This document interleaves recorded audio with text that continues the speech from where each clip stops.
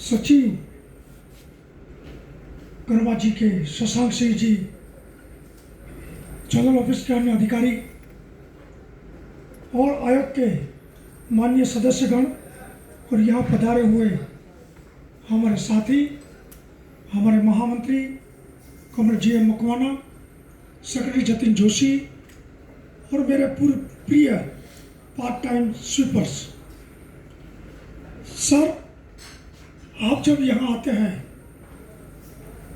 तो हमें सबसे ज़्यादा खुशी ये होती है क्योंकि हम ट्रेड यूनियन को बिलोंग्स करते हैं और ट्रेड यूनियन का उद्देश्य होता है कि सभी को न्याय मिले और जो स्पेसिफिकली डाउन ट्रेंड पर्सन्स होते हैं उनको उनका अधिकार मिले और उनकी उन्नति हो।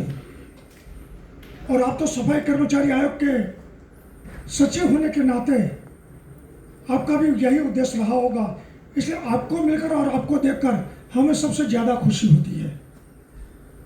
सर, यहाँ जब मुझे बुलाया गया है और मुझे चांस दिया गया है हमारे विचार प्रदर्शित करने के लिए, तो 2-3 बातें मैं आपसे करना चाहूँगा क्योंकि आप एक ऐसी पर्सनालिटी हैं जो कि हमारे विचार को सेंट्रल गवर्नमेंट तक पहुंचा सकते हैं, क्योंकि और किसी को भी हम कहेंगे सबके अपने लिमिटेशंस रहते हैं, वो शायद अपने विचार अच्छी तरह से प्रदर्शित न कर पाए।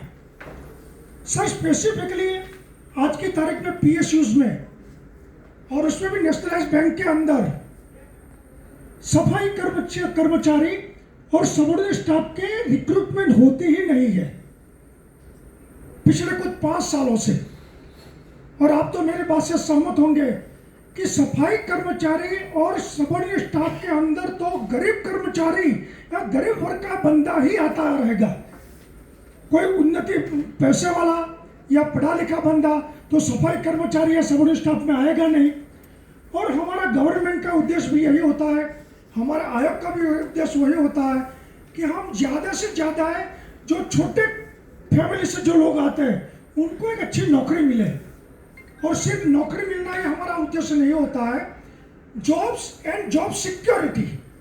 और जॉब सिक्योरिटी तब मिलेगी साहब कि जब उनको PSU में परमानेंट जॉब मिलेगी। आजकल पता नहीं, लेकिन सरकार जो है आउटसोर्सिंग पर ज़्यादा जोर लगा रही है। सर, आउटसोर्सिंग में होता क्या है कि अगर 10,000 रुपया एक बंदे के लिए बैंक देगा तो शायद कर्मचारी को 5,000 या 7,000 ही दिए जाएंगे, 3,000 तो दूसरे बंदे के जेब में जाएंगे। तो जिसको मिलना चाहिए, जो बंदा काम करता है, उसको तो कोई बेनिफिट नहीं होता है। तो मेरी आपसे नम्र निवेदन है कि सर, इसके लिए आप जरूर सेंट्रल गवर्नमेंट में बोलिए, फिनांस डिपार्टमेंट में बोलिए कि स्पेसिफिकली आप जो लोअर कैडर है, स्पेसिफिकली स्वीपर्स और सबऑर्डिनेट स्टाफ, उसमें जॉब्स भरने की कोशिश कीजिए, उसमें रिक्रूटमेंट बढ़ाइए ताकि जो हमारे देश के गरीब लोग हैं उनको नौकरी मिले। और ज़्यादा कुछ न कहते हुए आपने आपका अमूल्य वक्त यहाँ दिया है, उसके लिए मैं PNB स्टाफ एसोसिएशन की ओर से आपका आभारी हूँ, आपका अभिवादन करता हूँ। और जोनल अथॉरिटीज़ का भी मैं आभार व्यक्त करता हूँ कि हमारे विचार प्रदर्शित करने के लिए आपने हमें यहाँ मौका दिया। बहुत बहुत धन्यवाद सर, ऑल द बेस्ट।